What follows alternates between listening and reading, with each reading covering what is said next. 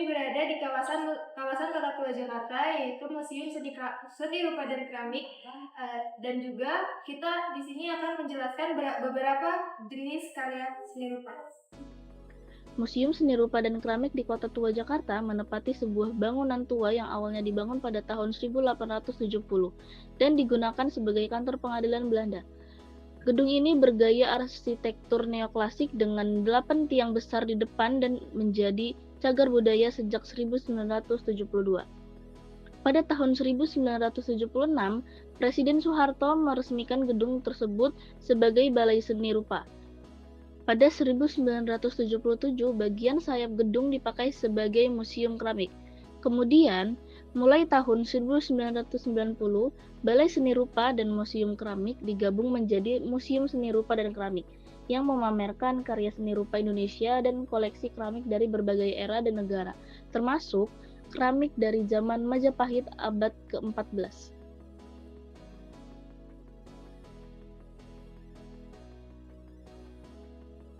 Nah, ketika memasuki museum, yang pertama kali kita lihat adalah berbagai macam kuas, cat warna, dan juga palet.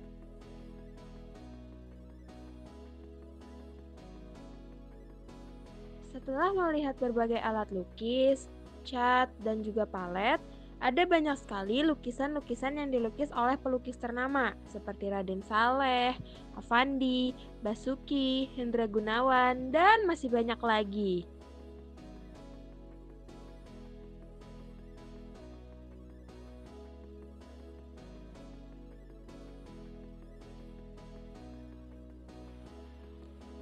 Lanjut, kami naik ke lantai 2. Yang pertama kali kami lihat adalah seni lukis wayang kamasan. Seni lukis wayang kamasan adalah salah satu karya klasik yang berawal pada abad ke-17 di zaman Kerajaan Belgia di bawah kendali Raja Waturengging di Desa Kamasan, Kabupaten Klungkung.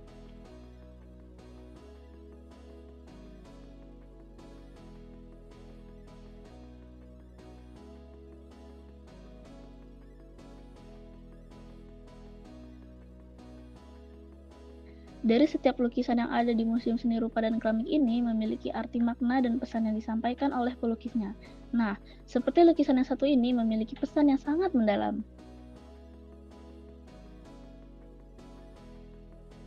Jadi pada karya seni rupa yang pertama yaitu tekangan lukisan.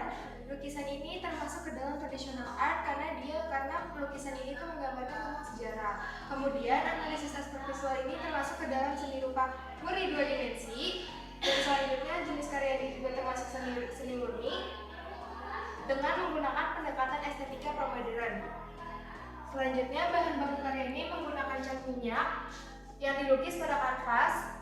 Selanjutnya teknik rupa yang digunakan yaitu teknik lukis. Untuk sejarahnya yaitu lukisan ini dibuat oleh Nasyir Yamin dinamai dengan gerilya dan dibuat pada tahun 1974. Lukisan ini menggambarkan tentang aktivitas para 9 pejuang gerilya yang sedang mengendap-endap di sawah untuk mengintai area musuh dengan menunggu aba-aba dari pemimpinnya yang mengikat kepalanya dengan pita merah putih.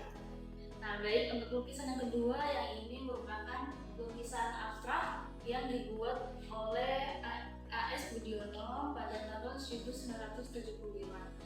Dengan gambaran secara umum yaitu lukisan 2 dimensi. Nah, lukisan ini termasuk ke jenis karya seni murni.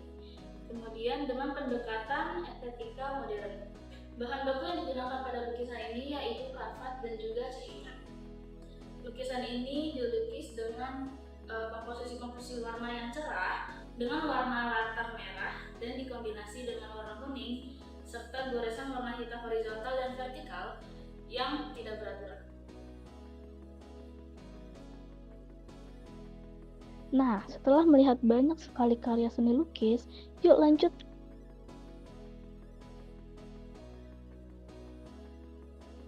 Selanjutnya, kami melihat karya seni rupa 3 dimensi seperti keramik, kendi, dan juga patung-patung.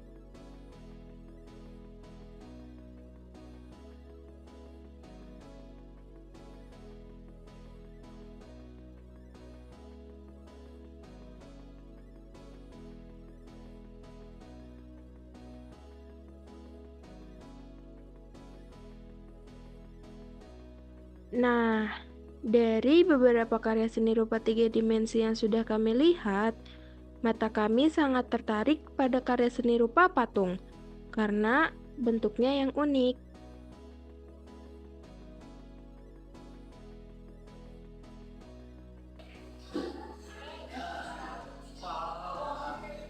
Baik, untuk karya selanjutnya yaitu merupakan karya patung modern yang dibuat oleh Sri Widodo. Nah, untuk karya ini merupakan karya seni tradisional art dengan gambaran umum 3 dimensi. Untuk jenis karya seni ini merupakan jenis karya seni murni dengan pendekatan estetika modern. Patung ini dibuat menyerupai tubuh seorang wanita dengan bentuk unik. Bagian atas patung digambarkan bentuk menggambarkan bagian dada. Di bawahnya terdapat bentuk pinggul dengan ukiran lubang di sisi depan. Selanjutnya terdapat karya seni patung modern yang dibuat oleh Nito. Patung ini menggunakan konsep karya seni modern art, analisis aspek visualnya 3 dimensi. Selanjutnya jenis karya ini termasuk ke dalam seni murni dengan menggunakan pendekatan estetika modern dengan menggunakan bahan baku kayu jati. Selanjutnya, patung ini dibuat dengan teknik pahat dan lukis. Patung ini dipahat timbul dengan beberapa bentuk geometris.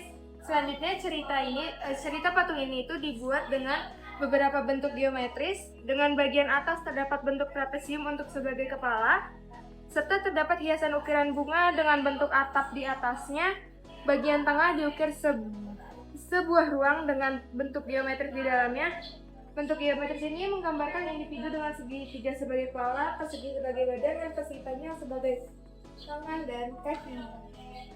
Sekian pemaparan dari kelompok kami mengenai 4 karya seni dari beberapa karya seni yang berada di Museum Seni Rupa dan Keramik. Kurang lebihnya mohon maaf. Wassalamualaikum warahmatullahi wabarakatuh.